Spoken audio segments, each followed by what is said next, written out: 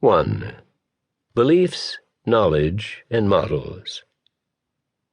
Our beliefs constitute a large part of our knowledge of the world. For example, I believe I exist on a planet that we call Earth, and that I share it with billions of other people. I have beliefs about objects, such as automobiles, airplanes, computers, and various tools, and, to various degrees of detail, how they all operate. I have beliefs about the 21st century culture in which I live, about democracy and the rule of law, about the Internet, and about science and the humanities, among other things. I have beliefs about many other people, including family, friends, associates, and even others yet unmet. And I believe they have beliefs also.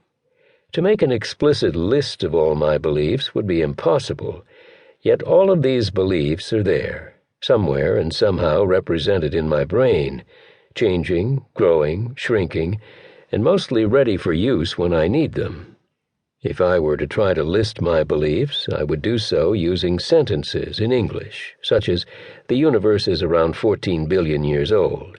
Salem is the capital of Oregon. John Jones usually does what he says he is going to do," and so on. I can also state what I do not believe. For example, I do not believe in extrasensory perception. And I can state that I don't know something. For example, I don't know the population of Sri Lanka. We often refer to our beliefs, or to sets of them, as theories. We construct theories about everyday experience, both social and personal. Why are crime rates falling in New York City? Why did Booth assassinate Lincoln? Why is my child falling behind in school? Why is unemployment so high or so low? Scientific theories are proposed and argued over by scientists. There are theories to account for fossils found in rocks, for the sun's almost limitless energy, for earthquakes and volcanoes, for the diversity of life forms, for mental behavior, for the birth and death of stars, and for essentially everything else we can perceive about the universe. Usually, scientific theories are described by many sentences, replete with mathematics.